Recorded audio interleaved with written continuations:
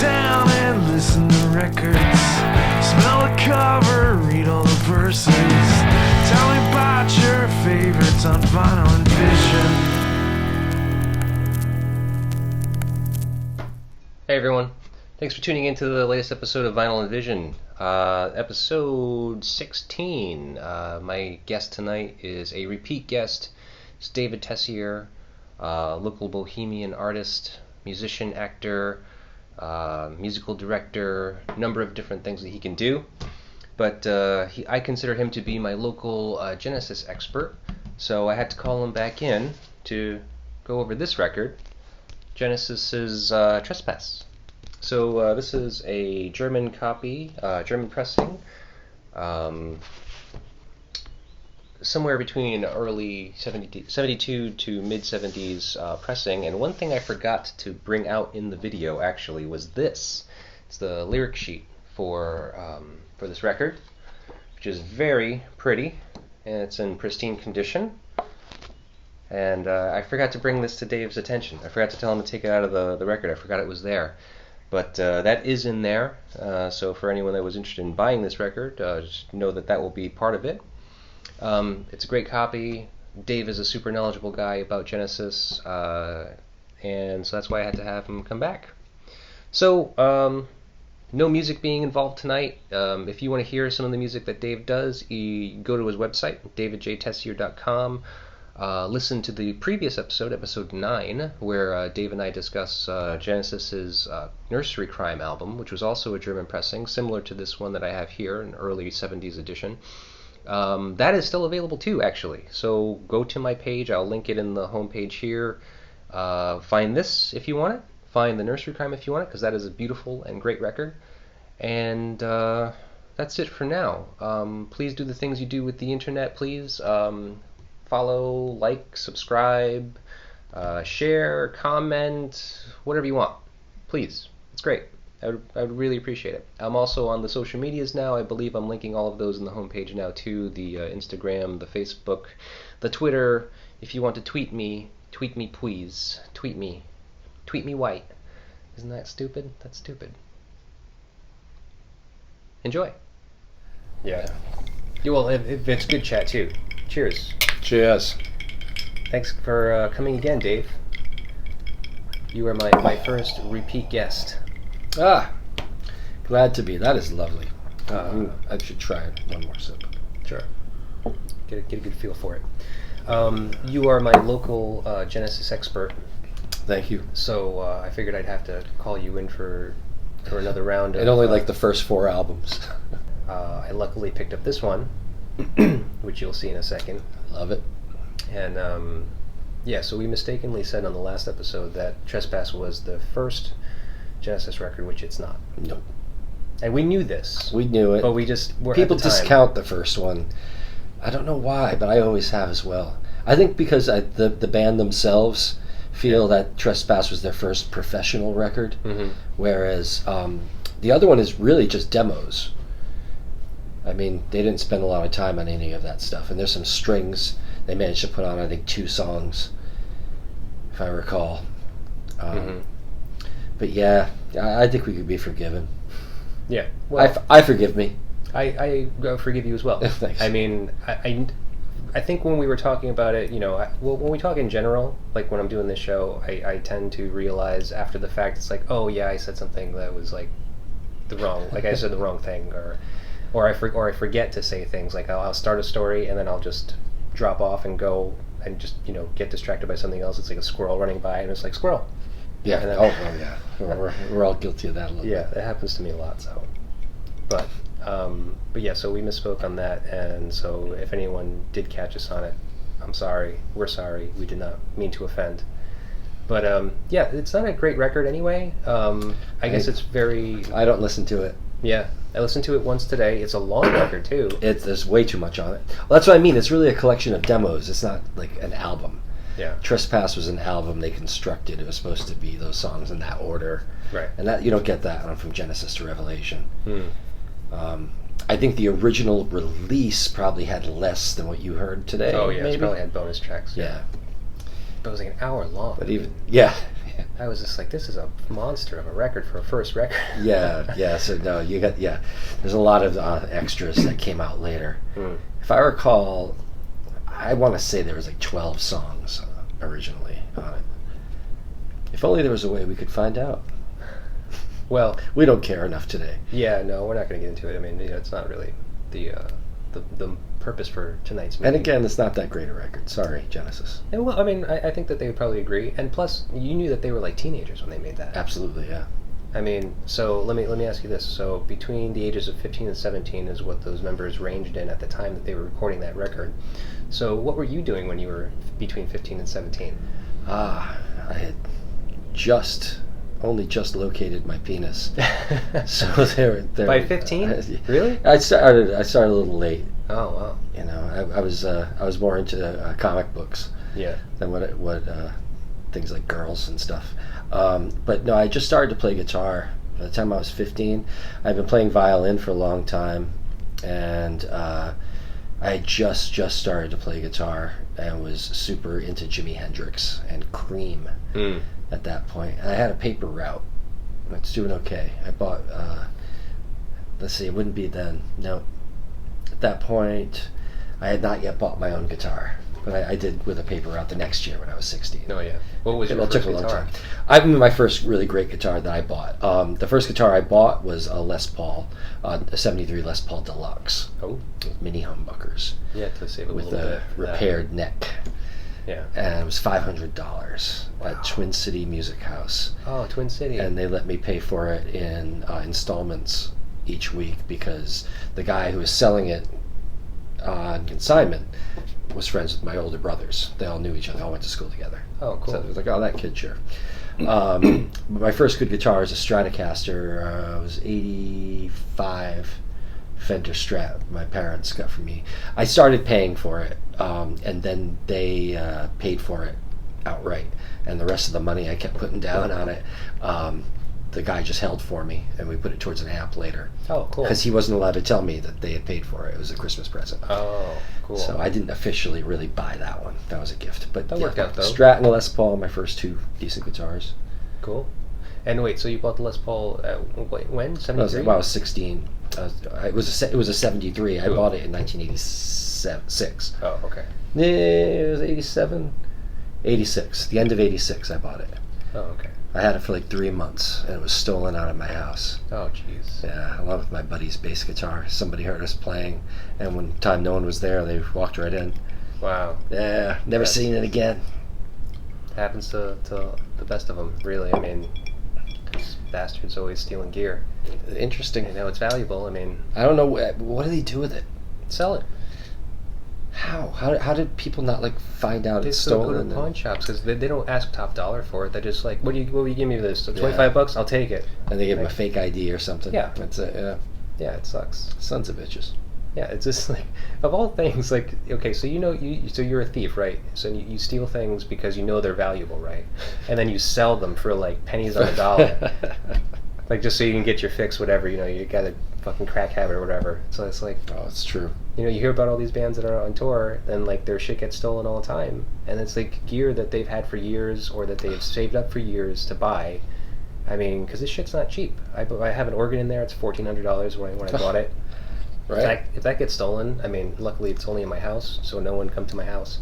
I would say if they can make out with the organ, maybe they earned it. Yeah. Well, some people steal vans. I mean, like, Daryl Rabideau and the Cancer Conspiracy, their whole van got stolen. Really? In New York City. Oh, with all their gear. Well, that's the way to do it. You don't want to break a window and take individual bits. Well, if you're going to do it, yeah. You might take do the it whole right. Professionals. Yeah. Well, New York City, too. I mean, they definitely probably were. Yeah. They probably got More top dollar for those instruments. Yeah, they probably did. Stripped it. Bastards. So what's new in Dave Tessier's world now? I mean... Oh, we got a busy July coming up. A lot of shows. A lot of All-Star Stars. Yep, the All-Star, the All-Star Stars shows. We're doing House Party, doing the Revival Fest at dusk for 4th of July. We're playing a Chinese restaurant. We're doing a trio gig outside at another restaurant.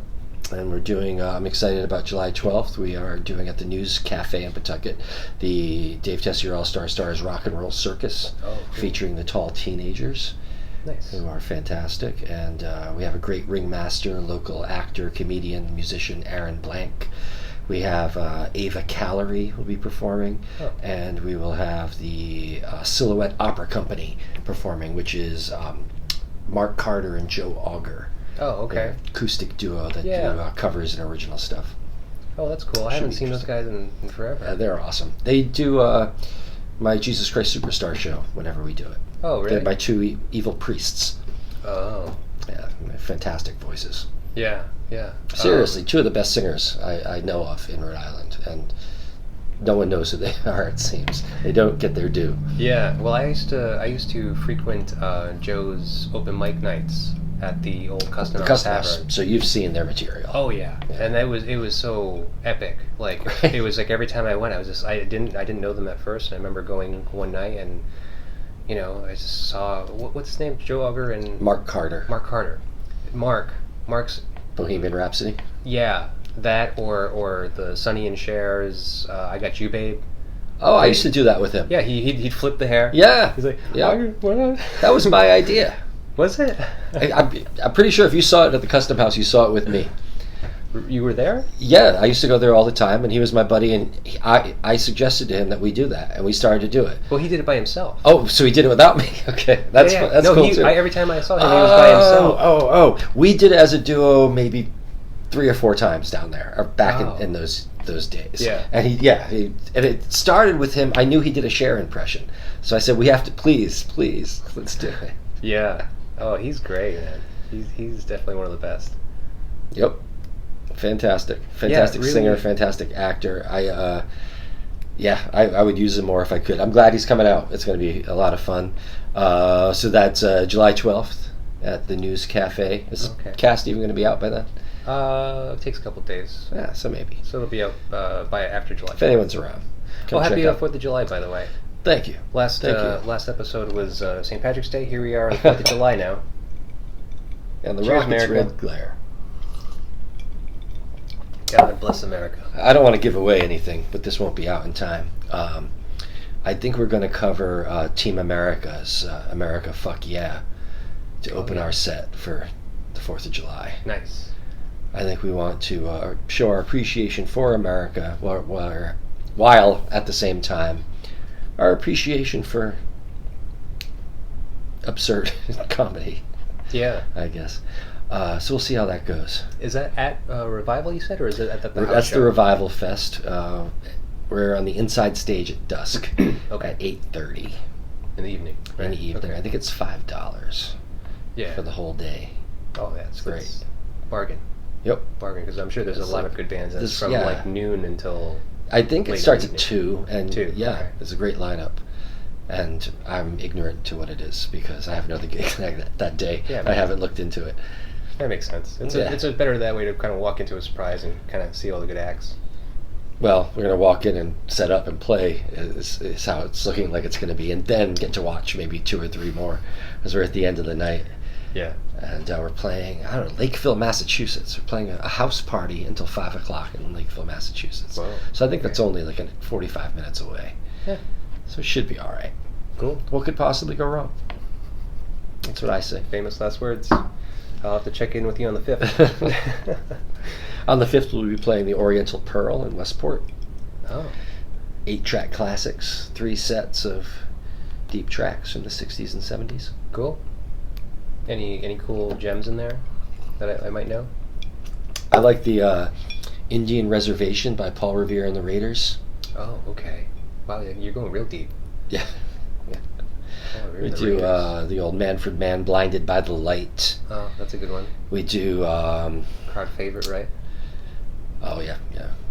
What do you, Gary Wright, My Love is Alive. No? The Dreamweaver guy. He had another song Okay. called My Love is Alive, which is pretty awesome. We do, I think I'm still stuck on Manfred Mann. Wasn't that the Bruce Springsteen song? yeah, they covered it. Yeah. And their version is kind of different. Oh, very different. Yeah, that's the version we do. Yeah, Springsteen has definitely given his nod to Manfred Mann. Yeah. Like, that's like your song now. Yeah. with all the weird whooshy keyboard sounds and stuff like that. It's great. Yeah. Wrapped up like a douche. What's the Yeah, what's yeah. the lyric? Revved up like a deuce. That's one of the. I like to shush the audience at that moment. Revved up like a shh. But it doesn't always work. They're rabid.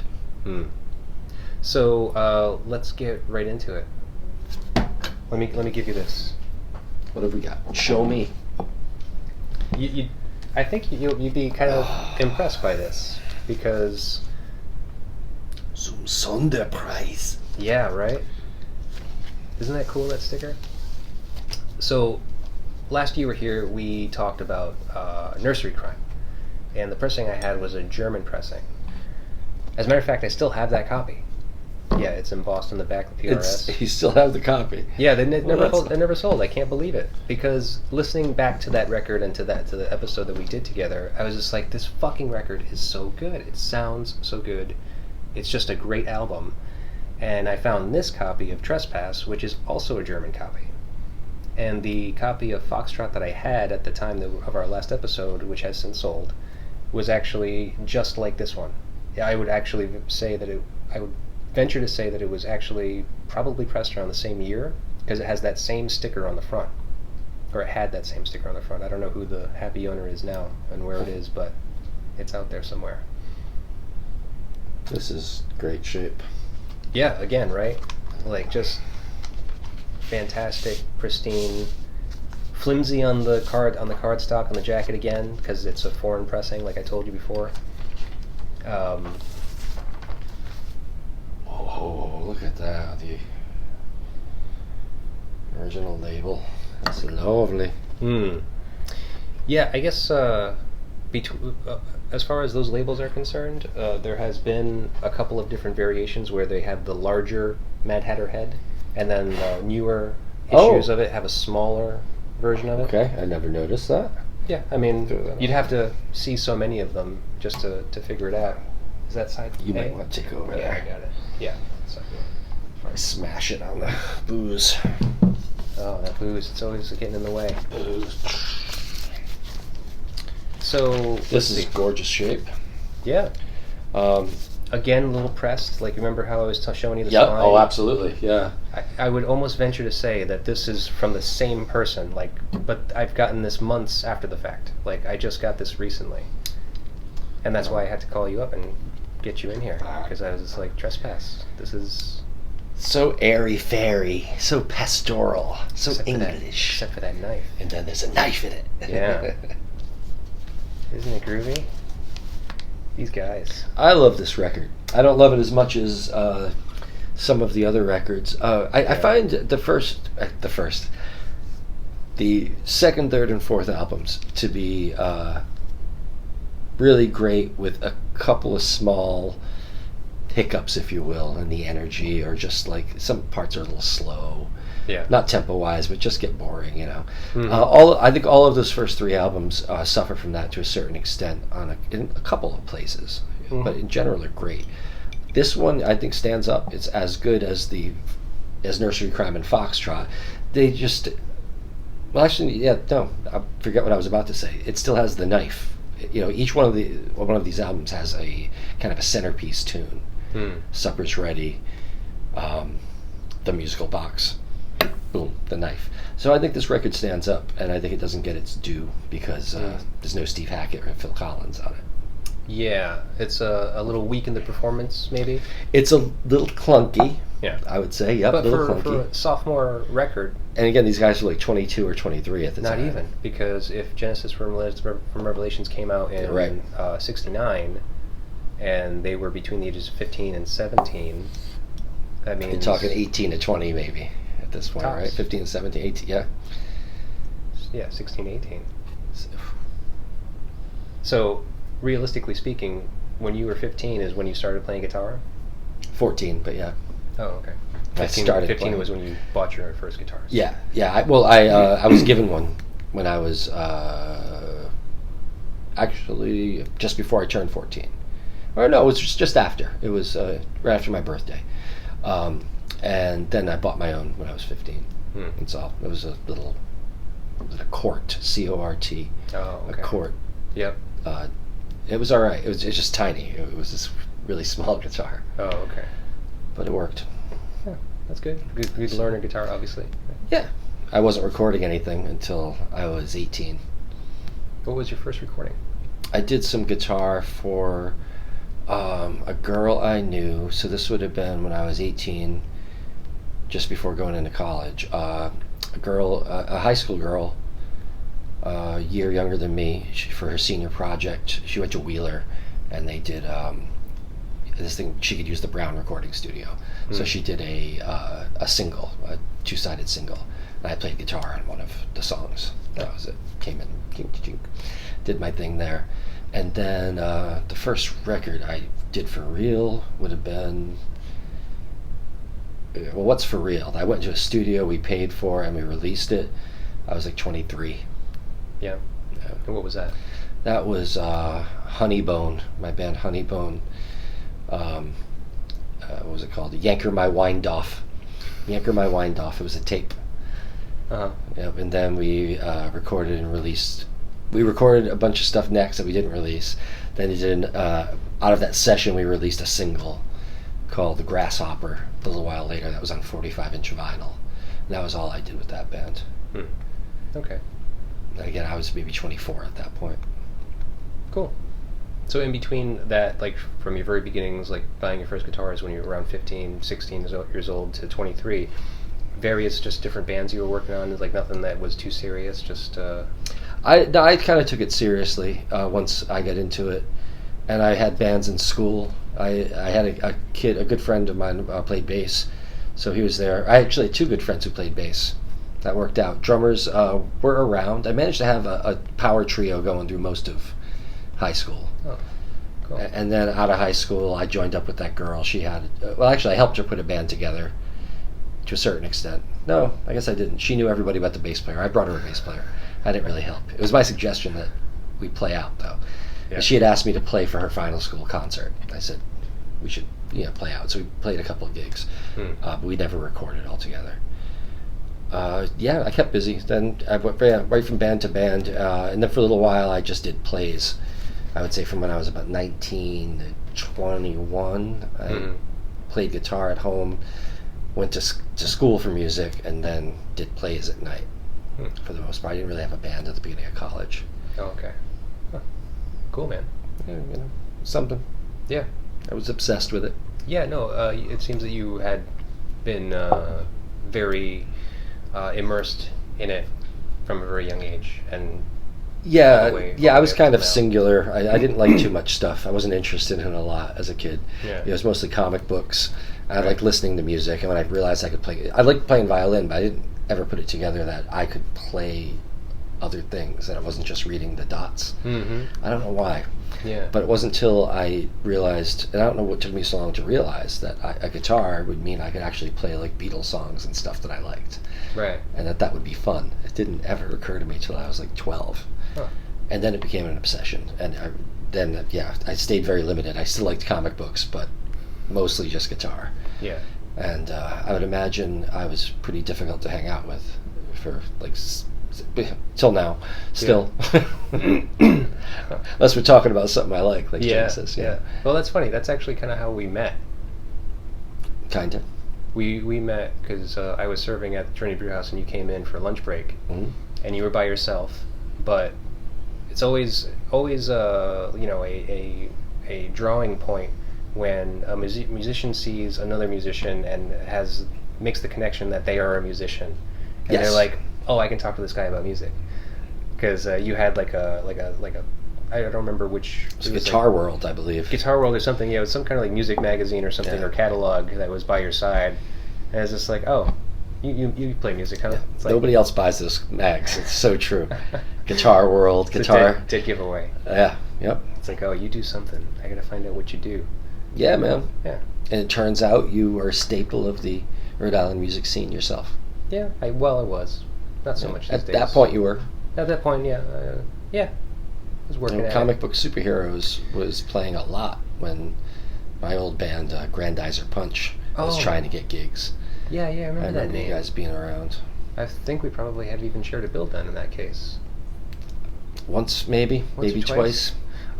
Did you do the Rattlehead Records series, like music series? No. I remember that. I never did that. Yeah. You never did those? I don't think so. Oh shit! Because I feel like, well, whatever. I mean, I felt like, because they were like trying to set up these shows at like high schools and stuff like that. Yeah. And I feel like we definitely did one. Yeah. And I can't remember who was organizing those events and who was trying to run Rattlehead Records. But I don't remember. I remember them recording a lot of those sessions too. Like they would always like kind of just do some kind of CDR recording or something. Just, really minimal production. But I think we have a recording of it somewhere. Wow. Yeah.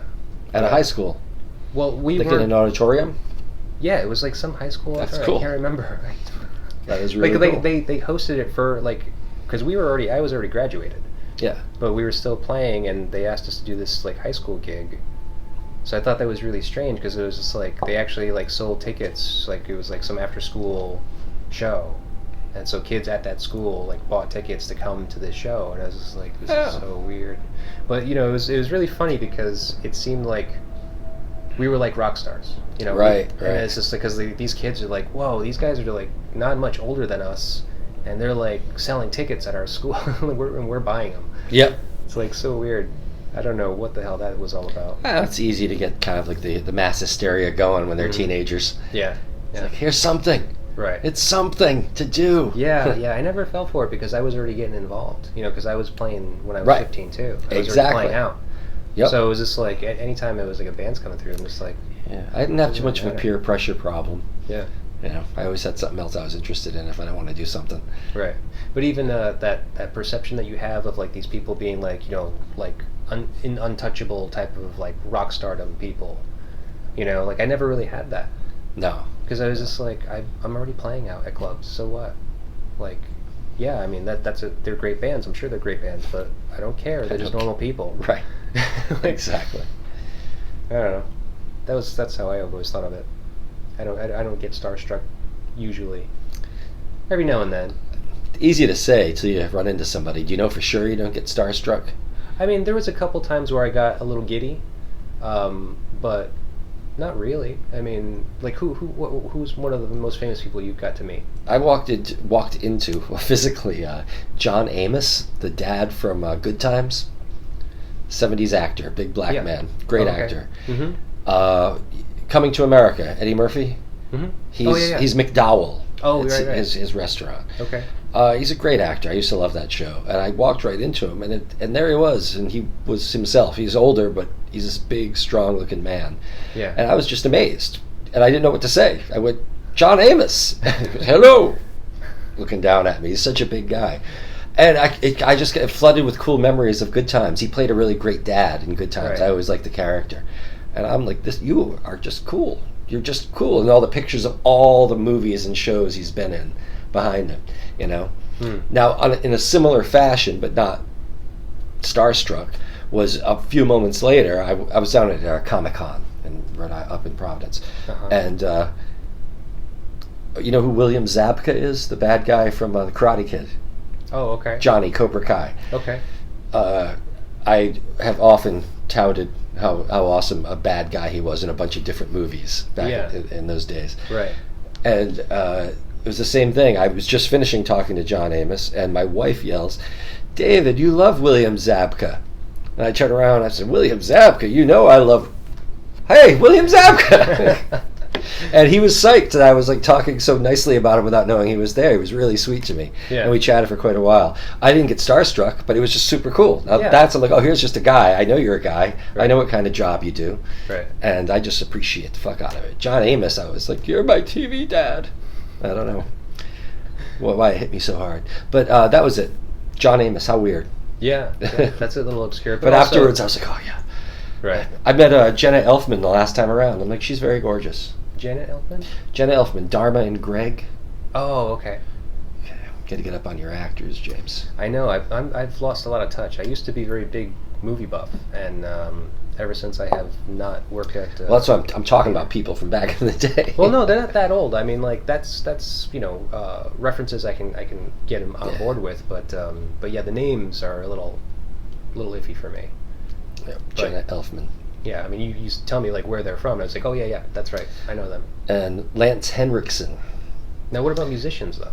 I've never met anybody. You've never met any famous musicians? I met Eddie Vedder backstage at Lollapalooza, the first Lollapalooza, second Lollapalooza. Yeah. The one they did. Okay. And he was nice. He was walking. We were walking in the same direction. He looked at me. I was like, oh, hey. And he says, hey, what's your name, man?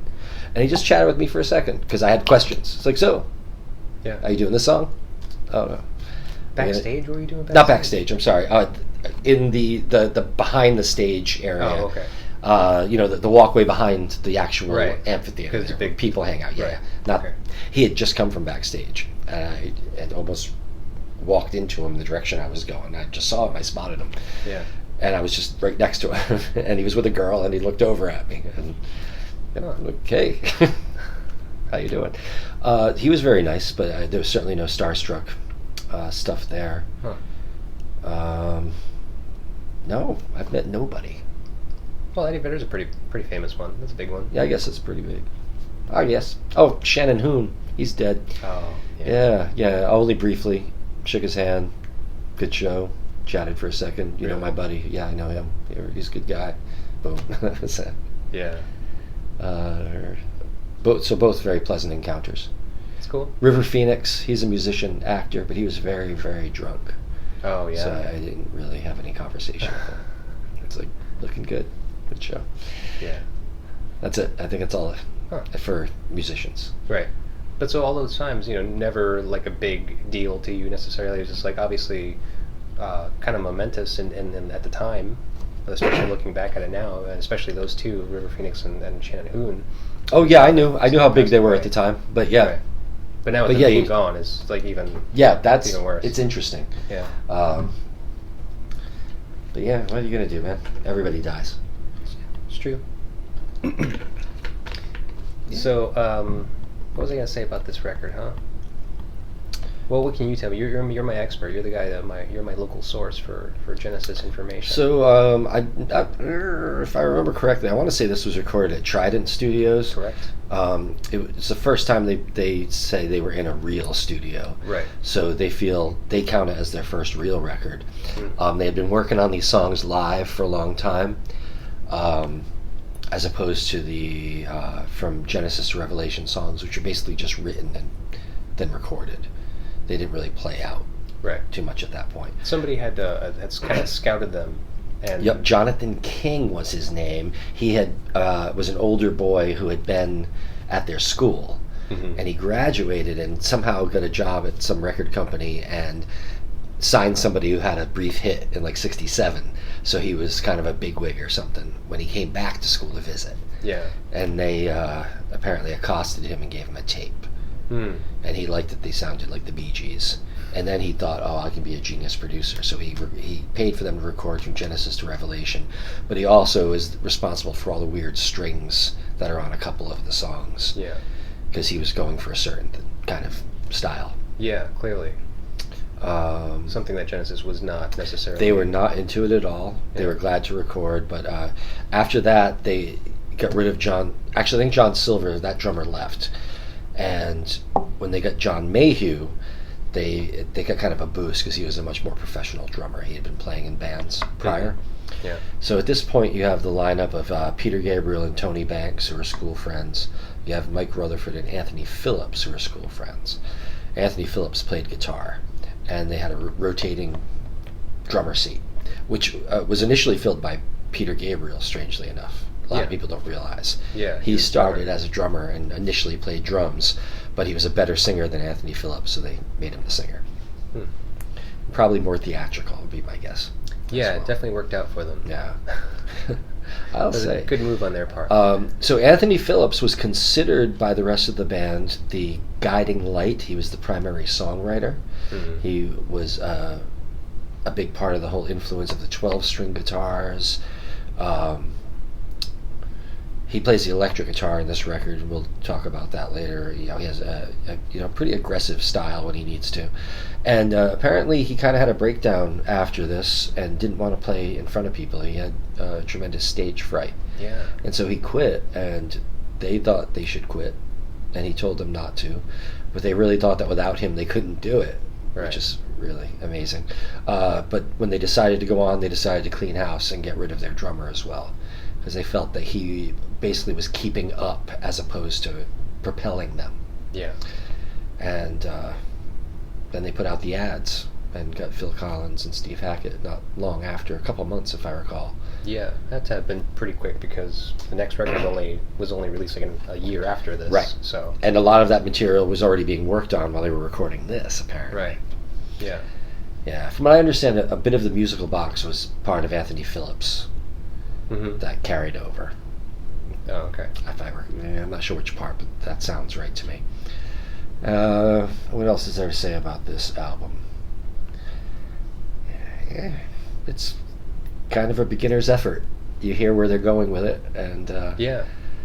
I think it definitely pertains to the rest of the catalog. Looking back at it now, as far as kind of very very close in style and sound to Nursery Crime, the follow up, and then Foxtrot after that, and then Selling England by the Pound.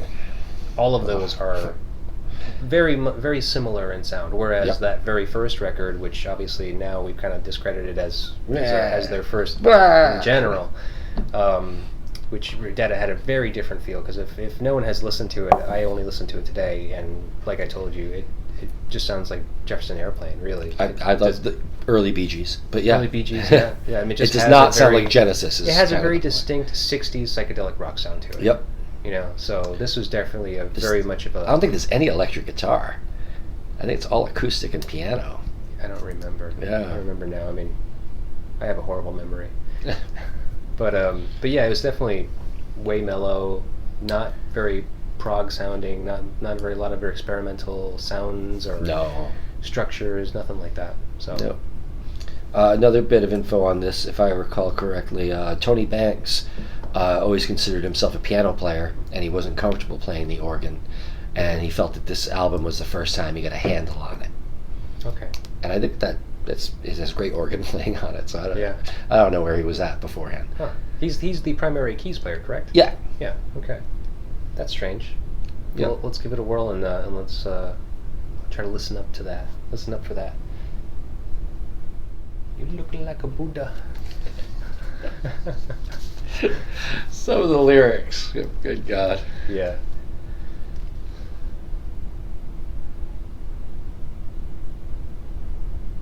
It's heavy. The guitar's slightly out of tune. Hmm. It's lovely. It works though. I have no problem with it. Yeah. What's a microtone between friends? That's what I always say. It's their second record. Come on. First time in the studio. They got up all the nerves, right? So they used to construct their old sets to build up in intensity. So this was like their third song. Not third song, a third song from the end, if I recall. Oh, okay. They would do this, then Stagnation, then The Knife. That's all they had. Oh. And everything else you'll notice is softer. So they would start with like Dusk, Mm-hmm. which is later. Great vocals on this. I think Mike Rutherford's bass playing is very, very competent on this record, and his style just gets it doesn't change at all over the next 4 records, except just get tighter and better with it. Yeah. Very, very busy. Yeah. I mean, thinking specifically back to Nursery Crime. I can't remember which track it was now, but I remember it was the second side. I think there's something like that. Really fast. Yeah. Kind of like drives the song. Like Yep. you had mentioned how. Like, Yeah, that's the last song. It cuts out. It's like doom doom doom doom doom doom doom. Okay. Yeah. So I mean, he progressed pretty quickly. So it Yes. seems like they all did. But I mean, I guess that's what happens when you are just. It's all they did. Yeah, Yeah. you're just into the music and you just. I mean. Focused on playing it right. Yeah. And it goes again with that whole thing about how they were just like producing so quickly.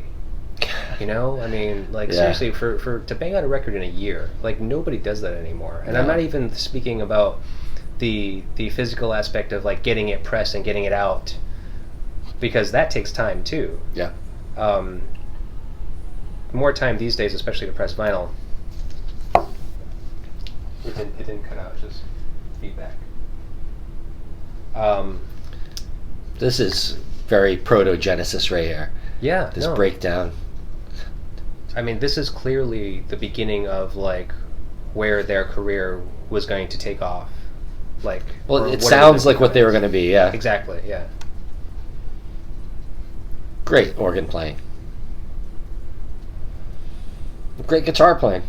Yeah. So let's see. This Drummer's was, keeping up.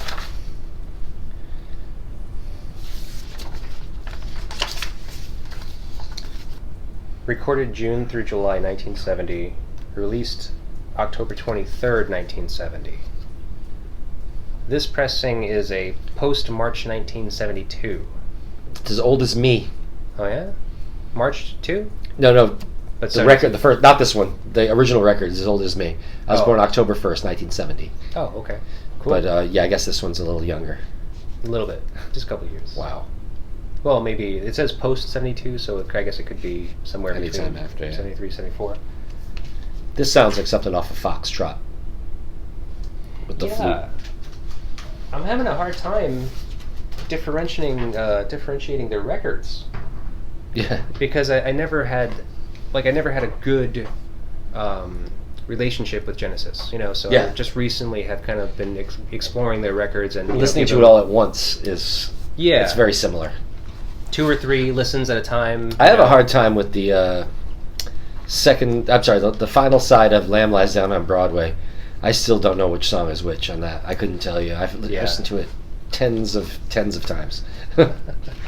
Yeah, it's hard. I mean, like, The rest of it I know like the back of my hand. It's the Something same about thing- the end I get confused because it's so similar. They ran out of ideas. They just basically did a lot of the same stuff for the Right. last yeah, side. I can imagine. Do I have it here? Asia. I just saw Asia Sunday. Oh, really? Yeah. Yeah, I did the episode about them with Daryl Nice. because I don't know that album as well. the debut Asian Yeah. record. God, it's horrible. I kind of okay. I'm not surprised. I mean, no, okay. So it definitely has It's not like this. like this, but with a very pop and synth like overlapping Production. over it. Yeah. And I guess that's kind of the problem with it. Well, that's what they were going for. They were trying to be Yeah. freaking prog pop, right, and right. you can't do that. Well, you can obviously because they did it and they did it well. I mean, they sold 4 million copies of that record. Off that one song, 2 songs, 2 songs, 2 hit but songs, really the whatever. one song. Yeah, But really the one. 4 million records of that first record sold. That blows my mind. Anybody cared that much? Well, now, that's did the pop. GTR sell any records? GTR. Okay, a couple of I want to say early '90s. Steve Howe and Steve Hackett got together for a prog rock pop band again. Oh, okay. And they didn't have any other names in the band. It was just them. They had one video, one single. Couldn't tell you how it went. And they were called GTR. GTR, guitar. Because they both play guitar. Yeah. And no. Because they were all playing guitar? Is that what? No, because they both play guitar. Steve Howe and Steve Hackett. Okay. Genesis Yes guys together. Yeah. But see, that's where it didn't work because it wasn't like if it wasn't a structured band, if it wasn't like your typical structure, bass, guitar, keys, drums. Oh, that might be interesting. Well, no, I mean, because if it's just 2 guitar players, and that's like the focal point, like that's obviously the 2 of them as guitarists primarily. It's like maybe it's a little too out there for the pop community. Sure. Like, yeah, for a prog band, it works out fine. You could probably do it and you have your typical success.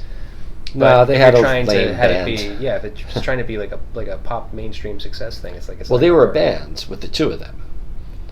It was a band. I mean, they had a singer and whatnot, but Yeah. it was just bad. Yeah. It makes me wonder if they sold any records. Hmm. So now we go into White Mountain. Okay. White Mountain. This is a. I don't know who wrote the lyrics to what on this. This one feels like Tony Banks because he likes to write the mythology. I think he wrote Squonk on the Trick of the Tail record. It's not weird enough to be Peter Gabriel. Hmm. Gabriel makes up words, and he like mixes words together that don't make sense. Uh-huh. Whereas the other two guys just narrate. Okay. So this is one of those, prog rock mythology songs. It's great. It's got a little Spanish feel. Love it. A little bit, yeah.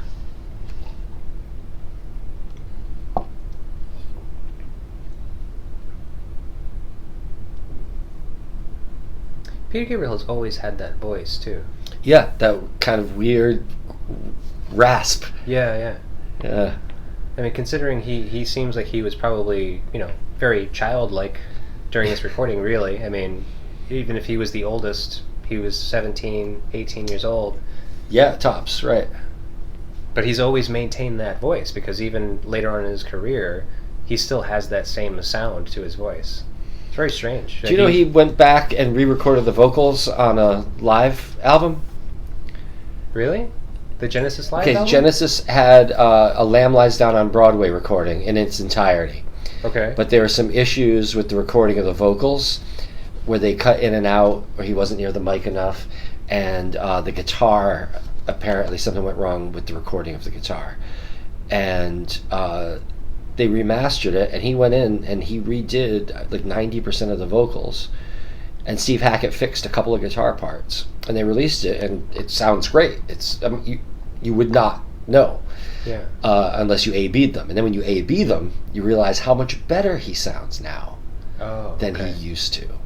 Huh. He was really thin. Oh, okay. He couldn't hit a bunch of notes, so he had a bad night. I think that might be part of why they wanted to re-record it too. But he had a strange warble that he finally got rid of. That kind of thing. And on YouTube, there's a woman who's really into Genesis who A/Bs it, and he sounds so much better now. And you'd think rock singers just are going to wear themselves down. He didn't. He just built in a richness, kind of built up. Huh. And he, for the most part, hit all the notes he needed to. It was impressive. And that's my story. I like it. No, I mean, I've always liked him as a singer, really. Yeah, me too. My earliest experiences with Peter Gabriel was him solo. Shock the Monkey. Somewhere around, that, which is one of his solo records that's just self-titled. Yeah, it's four in a row, yeah.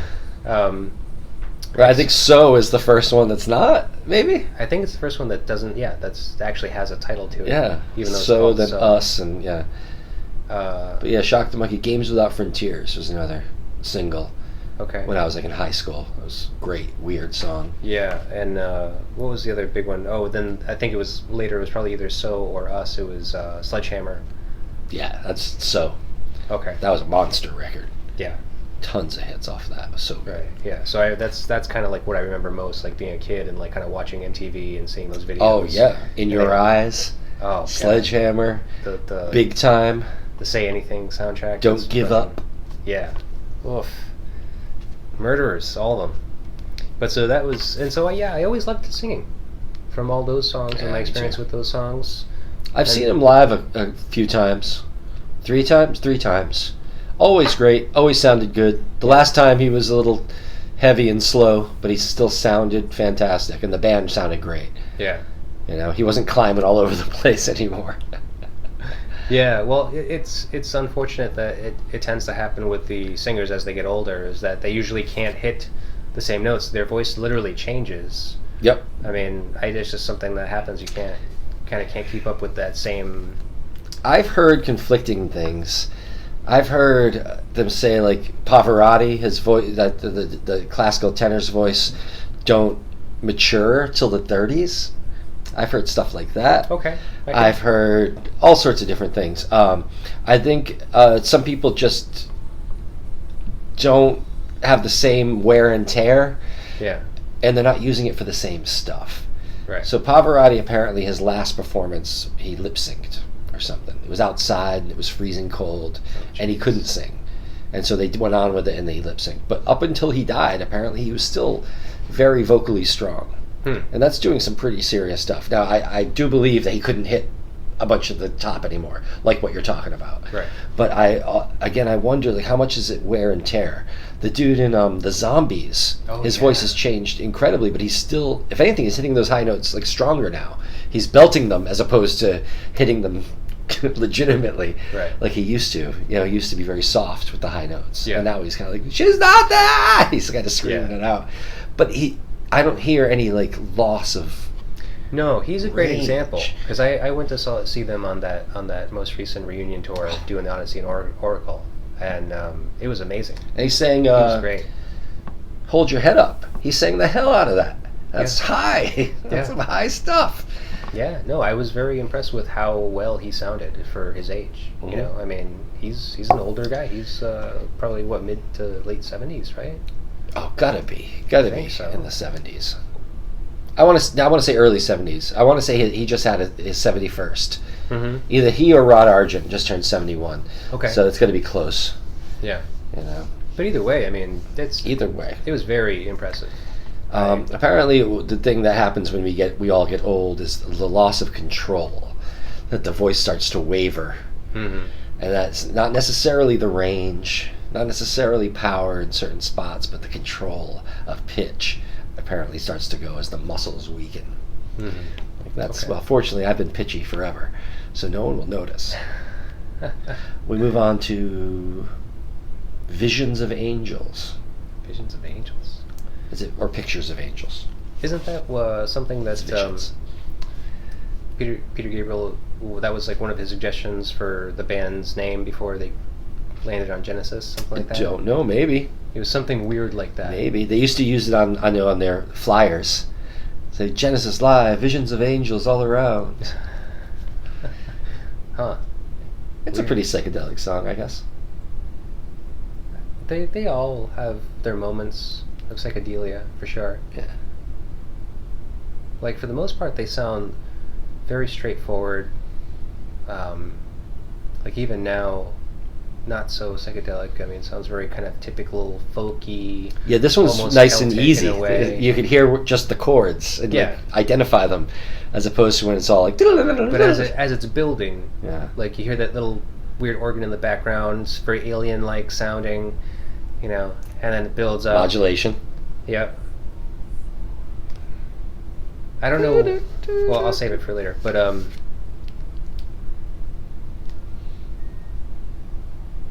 that's a pretty cool organ part. You hear that out of one ear? Just the organ. Yeah, I'm not. I got it in my right ear. I have it in my left. I'm not crazy about the sound of this record right now. It has a little bit of crackle to it, a little bit of surface noise. It's kind of bumming me out. It's good. It still sounds good. I hadn't even noticed. I'm terrible. Yeah, well, because the Nursery Crime record that we listened to, the first side was like almost pristine. The second side sounded like this. Ah. Had moments of just kind of like maybe a little bit lighter crackle, but it's not that bad.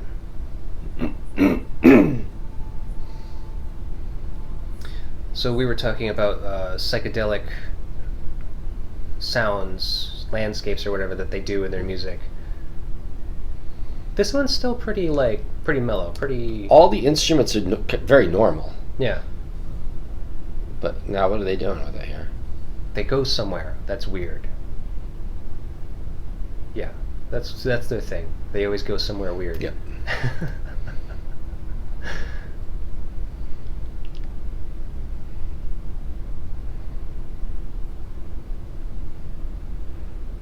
Back to the piano. Build up. Back to the organ. Oh, it sounds like they're live in the studio. I don't hear an extra instrument here. Oh no, they're probably all... It's not like organ and piano. It's just organ, just guitar. Right. And they're messing with the panning all the time. Now, you said Tony Banks was the keys player, correct? Guitar, bass, keys, yep. Okay. I think it might be the next song. I think the drummer's fills and parts are good, but it just sounds like he's playing along as opposed to pushing it. Right. Phil Collins, you feel the drums. Oh yeah, yeah. It's just like the band had to kind of catch up to him as far as like his intensity and his like what he would play maybe. You know, have you ever played with a drummer that you feel like you have to like drag along with you? No, you're lucky. You haven't. Well, I haven't been able to sit in with many drummers, I don't think. Yeah, there are drummers that play that push. There are drummers that sit, and there are drummers that drag. That's normal, and that's just a feel thing. And each of those feelings are useful. Mm-hmm. But then there are some drummers who their job is to tap into the heartbeat of whatever's going on. You know. Right. That's their job. They got to be able to tap into it and then ride it for everybody. And there are some drummers who don't tap into it; they follow yours. Right. And I notice it immediately. Oh, okay. I immediately, and it's not just somebody who doesn't know the song; it's someone who's waiting for shit to happen. It's maybe a confidence thing. I don't know. Yeah. But a lot of drummers are pretty competent. You wouldn't notice if they're playing with competent people. Mm-hmm. But if you had to rely on them, they're not going to keep it together. Yeah. Okay. And to me, a real drummer, or a drummer I would prefer to work with, is somebody that if we all stop, there's still music. You know, whatever he's doing, there's still music. Right. You know, Well, it's that's not like just following along, not just going to well, you know, Right. but is making his own song. Yeah. He's an integral part to the band. I mean, so much. If not, like a little bit more. You know. Yeah. Well, so I've always been a bass player, so for me, it's just like I am hand in hand with the drummer. You know, we obviously work together all the time. Yeah. So I don't know if it's maybe a guitarist and maybe a lead's relationship with the drummer in the back, because it's for me, it's a singer. Yeah. You know, I need something. Because I sing and play, I need a lot of support. Yeah. I need to be able to make mistakes and not have it fall apart. I've been in a lot of bands where just the other 2 to 3 guys are just hanging on your every word. They're just like deer in headlights. And they're just, you know, they are meant to be in a different band, just not with me. That's all. They can have their band. They're fine. Uh-huh. They're good people, I'm sure. But no, I need everyone to do their job. Plus. Right. Yeah. That's what makes it great, a little plus. Yeah. Well, it's always better to be in a band with a bunch of people that are kind of standalone players, because you know you can be secure that wherever I may falter, they're gonna pick up for that. That's the thing. Absolutely. Yeah. If you feel like, well, if I fuck up and I have an off night and I mess up whatever, then the band's not going to carry on. The whole thing's going to fall apart. That's not a good feeling. No. So I can understand that. And I've seen bands I wasn't in where I could just tell that was going on. Yeah. Where there's like one guy doing all the work and everyone else just kind of looking at him, looking at each other. Yeah. Yeah. No, I guess I can. Side see that. 1, Visions of Angels. Not a favorite of mine, Visions of Angels. No. But it's not terrible. It's I mean, they're good songs. I definitely don't discredit them. You know, I mean, in my younger age, I'd probably hastily kind of write this off as like, it's only okay. The first song though didn't save that side for you. I think Looking for Someone's a little bit exceptional. That makes me want to hear the second side. Whereas if it was just those 2 tunes, I might have given up. Right. Yeah.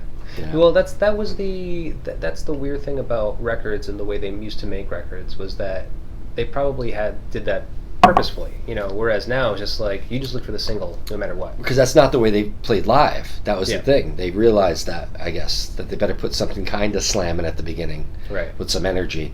Because the Fang and the Angels there, Yep. just not that exciting. White Now, Mountain. side 2, White Mountain. Fang. It's about Fang. Oh, okay. Fang's frantic paws told the tale of his sins. They never clear up what his sins are. But apparently the wolf pack... Oh, no, they do. They say, Fang dared to trespass where no wolf may tread. The lost something of the dead. That's right. So now they have ousted him from the pack, I guess, and they're going to kill him, but they talk. Huh. But they're wolves. So I don't know what's up with the White Mountain song. It's never been a favorite of mine.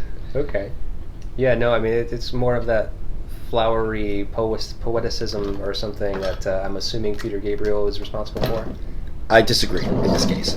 I do believe he's responsible for a lot of it. I don't think that's him. Because as I was saying earlier, he tends to be more absurdist with his lyrics. Yeah. If you go down to Willow Farm to look for butterflies, flutterbys, gutterbys, something like that. He likes stuff like that. Whereas Tony Banks is all...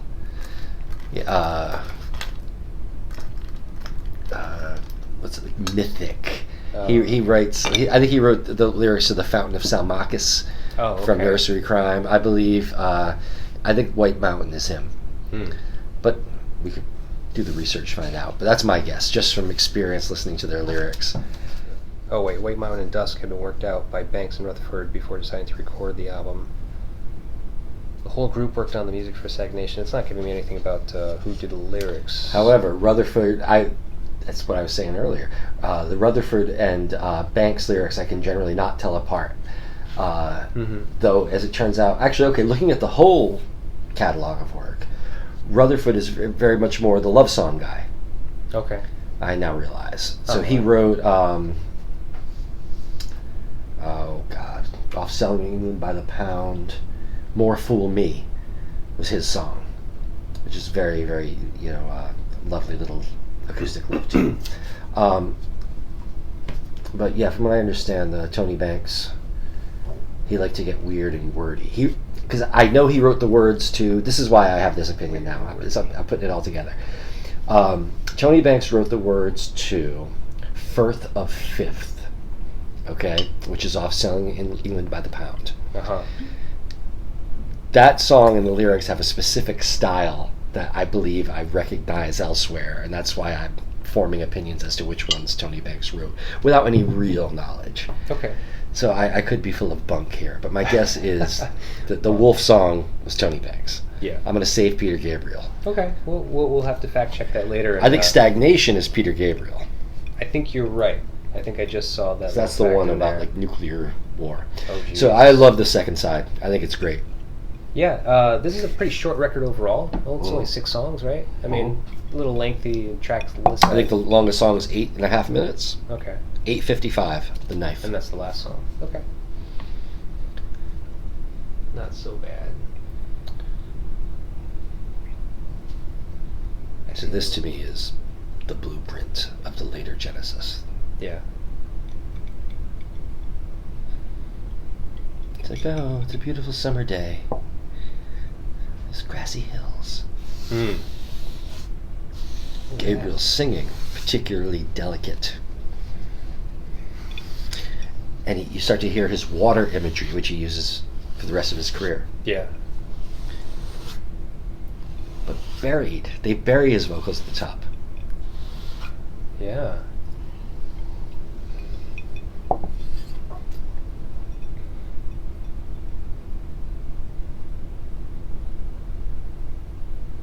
So weird. It is pretty low in the mix. Yeah. There it go. They bumped it up, or he got closer to the mic, maybe. I think that's just one take, and he just got closer. That's where they left it. They left it where the loudest part was. That's kind of like what I heard about.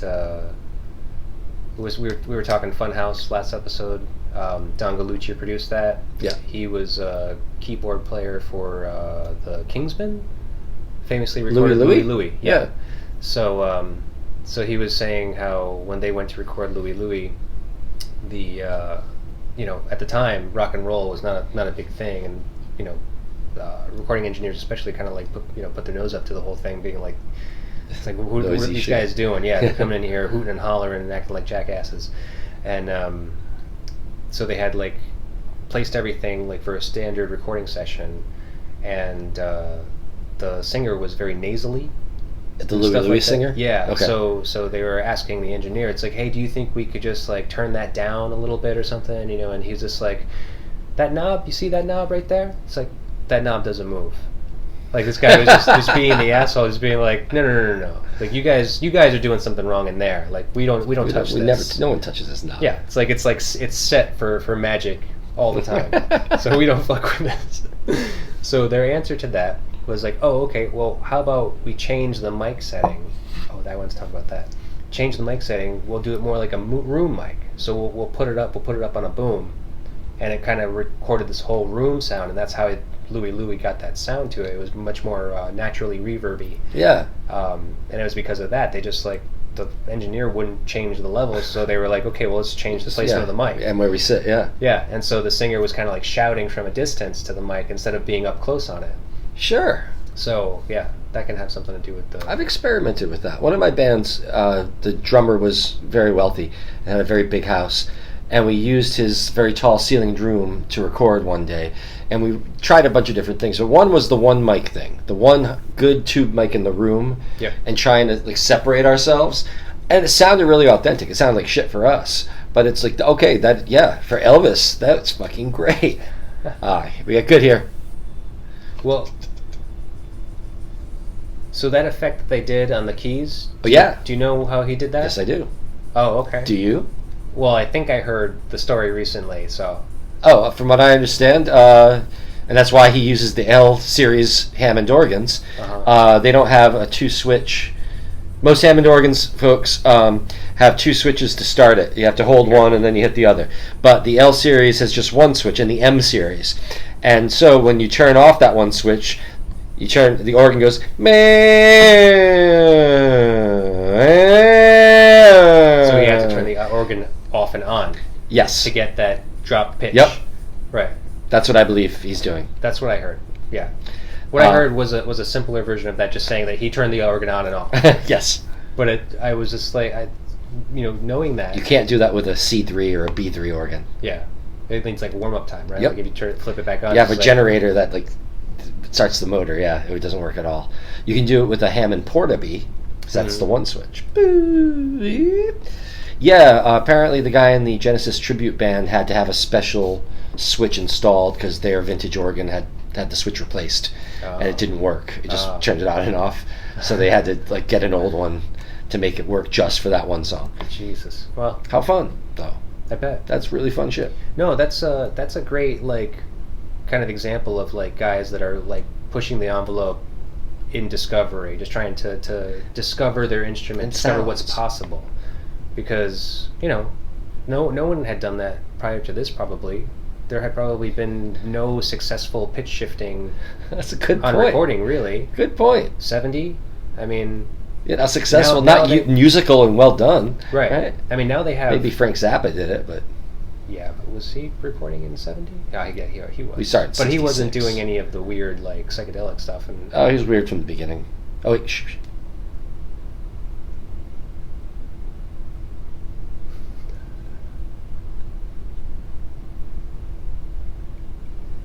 For those of you listening... What? For those of you only listening, you should be tuning into the video and watching Dave's movements. Water. Water. How many Peter Gabriel songs mention water? A shit ton. He likes the imagery. Is he a Pisces? Ooh, I don't know. Might be a little water baby. So now this little riff that we're going to go into, the outro of this song, was a staple of Genesis concerts for a long time. They would use it in a medley, and they would end the medley with that. And it'd be like the only old song they supposedly played, and The Cage from The Lamb. But they basically would play nothing from anything before The Lamb Lies Down on Broadway, except for The Cage. And then they would do, like I said, a medley of a bunch of instrumental shit that would end... I'm sorry, not this part yet. I forget, this has like 3 endings. It's going to end again, and then the final ending is the one they kept in concerts for a long time. Huh, that's weird. So they would actually... stick it at the end of different songs in different keys. Yeah.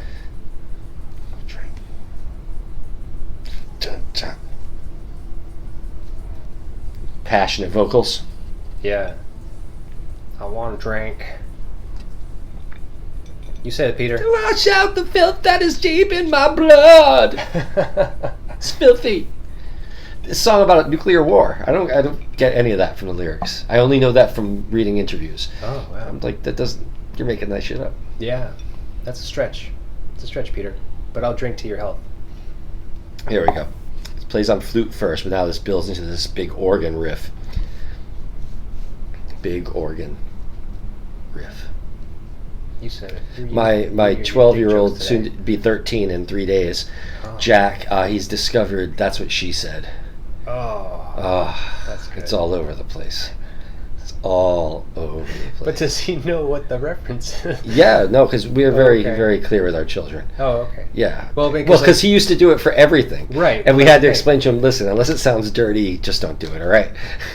we're very serious about our comedy in my house. Unless it's something dirty, don't do That's What She Said. Right. We said specifically it's got to refer to a penis of some sort. And secondly, don't do anything more than 3 times.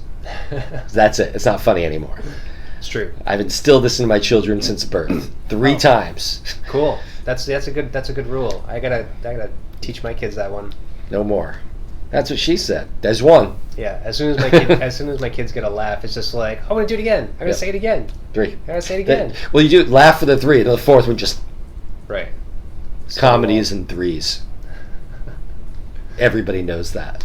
Boom, boom, boom, boom. Oh, I gotta listen to this shit with headphones much more. Same thing's happened to me as last time. All of a sudden, all these little pieces I haven't heard since I was a kid start coming out. It's like, that's right. There's a little tinkly piano behind my head. God damn.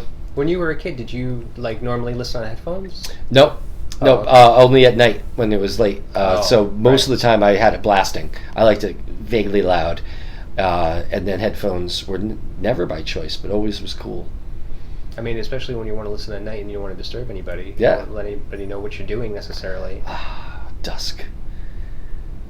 People consider this one a throwaway, I think, but I think this is one of their most lovely melodies ever, and I would like to have heard them do it, or have kept it, there's no live versions.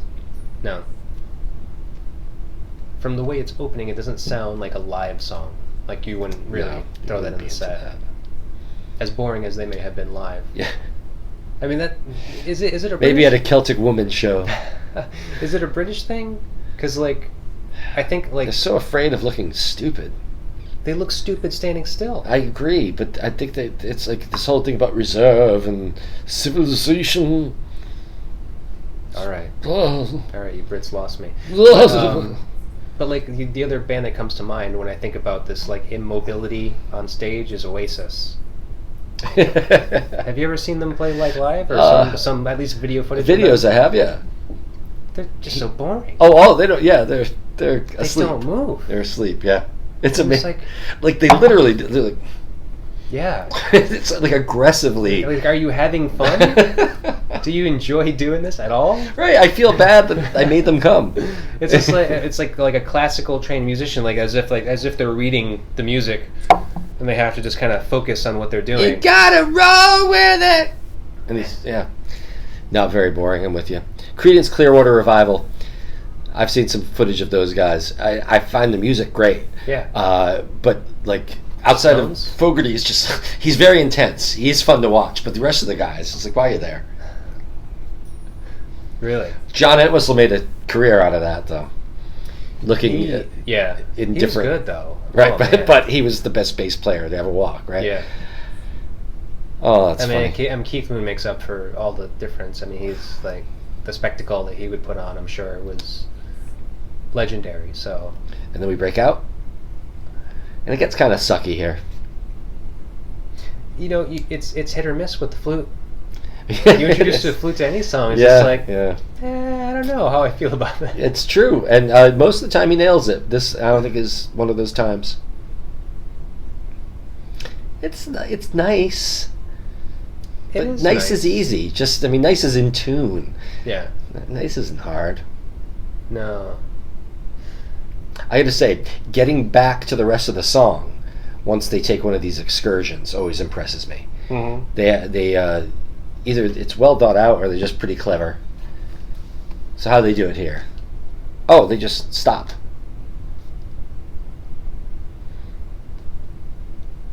Or maybe this is a transition piece they made up. Yeah. And then we're back to the tonic. It's like they're ending the song and then they just pick it back up. Yeah. Okay. Once as Jesus suffered, Heaven could not see him. I don't think this is Peter Gabriel either. That's weird, like handing over your lyrics to another singer, isn't it? I have You've never had to do it? Oh, I've never had to do it, but I sort of have, because I've written musicals, and I've taught them to several different actors. I've never thought about this. It's not that weird. It's kind of cool, but it's also sometimes really frustrating.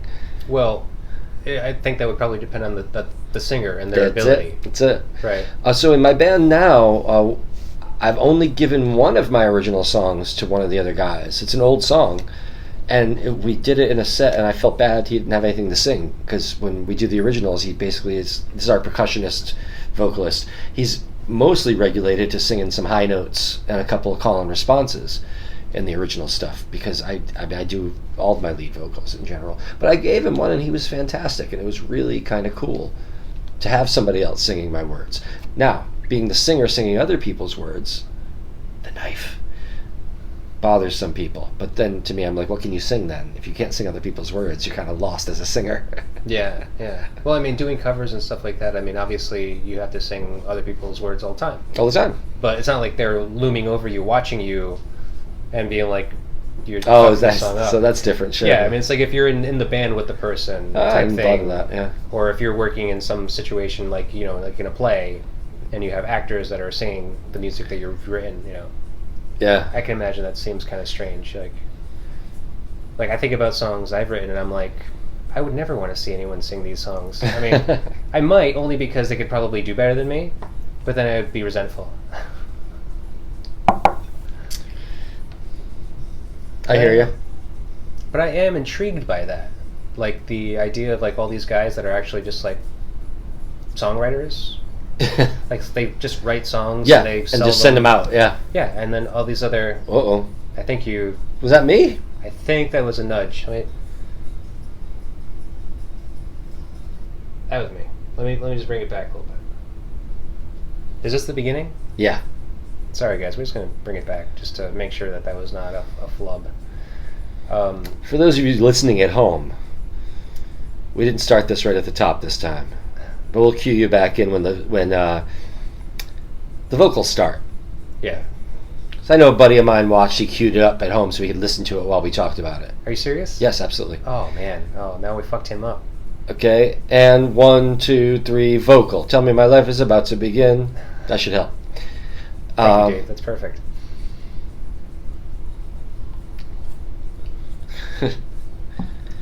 A friend from high school knows my level of geekdom, and so he saw on Facebook, oh, if you want to hear me geek out about Genesis, he's like, oh yeah, I do. And he clicked on it. And I saw him recently after that. It was really complimentary. He's a very old friend of mine. God, man, since 7th grade, Terry. What's up, he Terry? said, I listened to every second, and I thoroughly enjoyed it. That's great. I did too. Honestly, realistically, I thought it was such a great, insightful episode because you literally dissected the record, which for me, I was just like, cool, because I want to understand this record better. I want to understand Genesis more because it's complicated. Yeah, there's a lot to it. There really is. So to have somebody kind of guide you through it and be like, okay, now listen to this. This is coming up right here. I never noticed that. Yeah. Okay, the guitar just dropped the riff and it's now going no no no no no no no no no no no. Never noticed that. I always thought it stayed on the riff. But now it's back on the riff. Sorry to interrupt you. No, that's okay. But that's exactly what I mean. I mean, you just did exactly what I'm talking about. Oh, that type of stuff. I was saying I'm not doing enough for this one. Well, this isn't one of your favorites. No, but I could dissect it better than I have been. That's okay.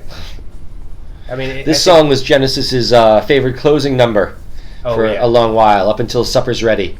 Okay. Martyrs, of course, to the freedom they shall provide. Very Fantastic guitar solo by Anthony Phillips. Very, very metal sounding. Oh, yeah. It's a precursor to, like, metal. Well, they were trying to be King Crimson. Okay. So, yeah, they're stealing a little bit there with the 21st century schizoid man vocal. Yeah. Huh. It's good. This guy not a super accomplished guitar player, but perfect, I think, for this. And the double tracking, it's good. Sometimes simple is good. Sometimes simple is all you Yeah. need. It doesn't have to be complicated. Dano, Dano, Dano, Dano. This is not a hard song to play. Oh yeah. I have a hard time with covers in general. Well, the covers are hard. You know what I mean? mean- But physically, I don't think you'd have a problem playing any of the bits yeah. of this. That's Yeah. all. It might be a hard song to learn. Yeah. Yeah, And to that's memorize. different. Oh, yeah. Yeah. All the parts, all the changes. Yeah. I can't believe that tribute band I was telling you about from Canada, the Musical Box from Canada. Yeah. Check them out. How they do it? I don't see any prompters. And they, in this last tour, they're doing like different sections from different songs and melding them together as medleys, and doing stuff Genesis never did live, sort of as a celebration. Yeah. And, like the amount of memorization that had to go into that. Even if you knew the pieces already, now you have to kind of relearn your new arrangement. Right. Yeah. Flute. That's good flute. That flute fits. Okay. That's what she said. Oh! I talked over the modulation. As a section slipped into this quiet section, right? They had that big that's just boom, boom, boom, boom, boom, and it goes up just a half step. I mean, it might be a whole step, and it's like, oh right, you obviously wrote this middle section in a different key, and you couldn't figure out a transition, but it's so smart. It just like does it. Yeah. You're like, oh, okay. That's not something you catch in the No, it's really cool.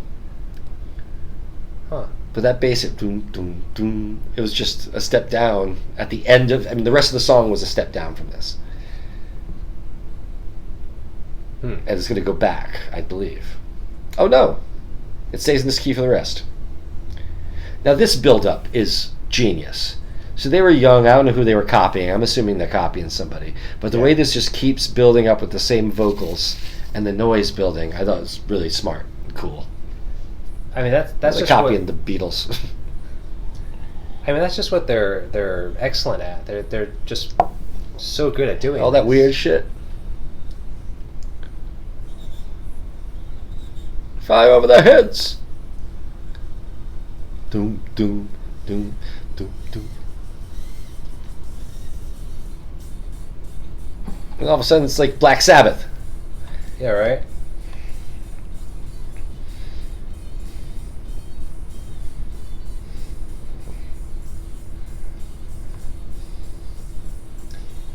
Yeah, so this record, they kind of started to do a couple of like heavier things, like heavier rock riffing. This is where they started to get fuzz. Right. And then Steve Hackett took it to a whole different level. Because Steve Hackett wanted to be Robert Fripp, Okay. as we've said. Right. Used all the same gear from what I understand. Oh, really? Initially, the Hiwatt, the Les Paul Custom, the Super Fuzz.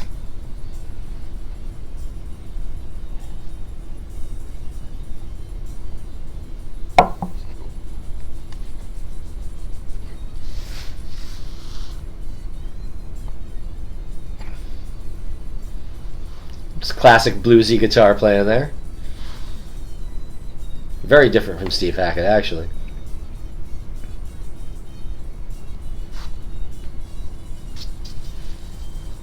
So, what part of the song are we in right now of the night?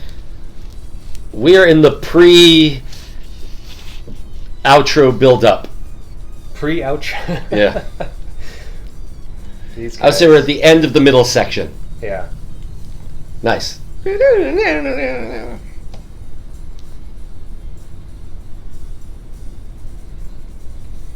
Poor what's his name? John Mayhew, Yeah. the drummer. Yeah, they just kicked him out. Poor guy. Yep. Yeah, I mean, this is a good record, and his performance is good. Granted, Now, it's this not, means prog rock when you have a bolero. Anytime you have a bolero, that's prog rock.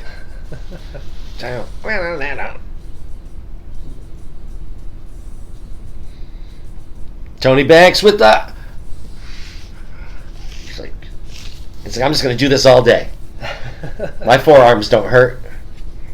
Yeah, right. So good. He loves that. He has such stamina playing these long arpeggios that like go over like 2 minutes of the song. Yeah. Wow. I mean, I'm all like...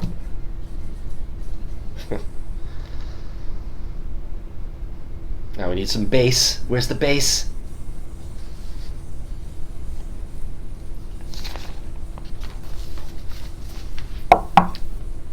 Hey.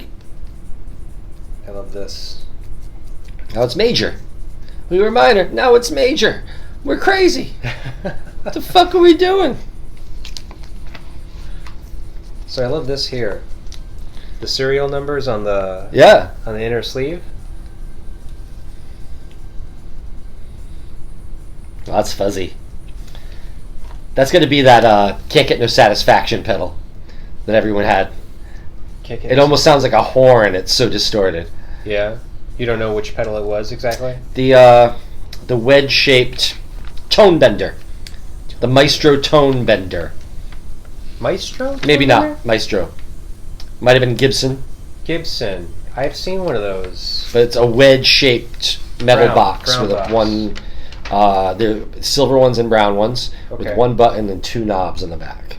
And a hardwired cord. Yeah, those things are so expensive. I have a Japanese copy that sounds just like it. Oh, okay. It's so ugly. You can only use it for like 3 things, but the Monkees tribute. Yeah. That's the distortion in a ton of Monkees songs, so I use it for that, and it's spot on. Yep. Valerie, Auntie Griselda, I'm sure something else. Maybe not. It's so fuzzy. I mean, it's such a heavy distortion. It's a fuzz, though, technically, right? Yeah. We had this conversation last time, Deja Vu. What? No, we didn't. Really? About the fuzz pedal? No, about the song Valerie. Oh. That came up. We talked about Monkees and Valerie. Did we? I don't know if I made the cut, dude. Who knows? Who knows? I did do some editing. We did talk off mic for a while, so that's true. I don't remember. I can only remember. I only rewatched the podcast once, so I'm not sure either. But I thought it was in there. But anywho, I did today just to revisit things that we touched on or didn't touch on, or things like that. So, all right. So no Valerie or Fuzzbox then. Yeah. Don't think so. Yeah. So I have this Japanese copy. I got Daddy's Shanky Music. Somebody basically gave away a while back. Wow. And again, useless except for that one sound when you need it. Useless, you think? I mean, you could studio. There's a lot of good stuff you could do with it. I mean, for me, taking up the space in my pedal board, it's not really worth it. It's a big box. It's big. It sucks a lot of energy. I have to actually use a 9-volt on it because I have so many things in my pedal board already. One extra pedal would be fine. I don't know what this thing is drawing, but when I plugged it in, it killed half my board. When I plugged it in, yeah. I'm not sure if I might have a wire going wrong, but I put in batteries and everything's fine. It's old. It's I want to say 74, 75. Sola, S-O-L-A is the brand. Would you do the honors? Would you slip it in? That's what she said. Oh God, he's not gonna. Why does she say that? That's generally what I say to the kid when he comes up with a weird one. It's like, but why would she ever say that, man? Right. Think about what you're telling me. No, man, it's just too funny. Sometimes comedy doesn't have to make sense. As long as it's no more than 3 times. Correct. Right. So, yeah, man, we're good. This is fantastic. Thanks for having me again. Anything you needed to mention? Hey, if you see this and it's not yet that time, come down to the News Cafe on July 12th to check out the Rock and Roll Circus at 8 p.m. We've got, I dare say, great music and some really fun non-musical acts that will be happening in between. That's fun. I think it's fun. What else we have going on this month? We're playing Tunes on the Dunes in Westerly Beach from 6 to 8 on Monday, July 29th. We got something else, too. We're playing the Mixed Magic Theater, July 27th, Saturday night, outside in their outdoor amphitheater. Mixed Magic Theater? Mixed Magic Theater, North Providence, Rhode Island. Okay. That's where we did Jesus Christ Superstar last year. And they're doing a concert series every Saturday, and we're one of those shows. So we're going to do some eclectic stuff that night as well, I think. And that's it. That's all I got. Cool. Sounds great. Yeah, DaveTessier.com, right? DavidJTessier.com. DavidJTessier.com. Cool, man. Dave Tessier took it, apparently. That Oh, dick. I don't know who that guy is. Fucking dick, Dave. All right, Dave. Cool, man. James, thank you. I will call you with in the Court of the Crimson King. But you better. Or any lamb. I need the lamb. We're going to do the lamb lies down. Okay. That's going to be a 2-hour episode. Oh, my God.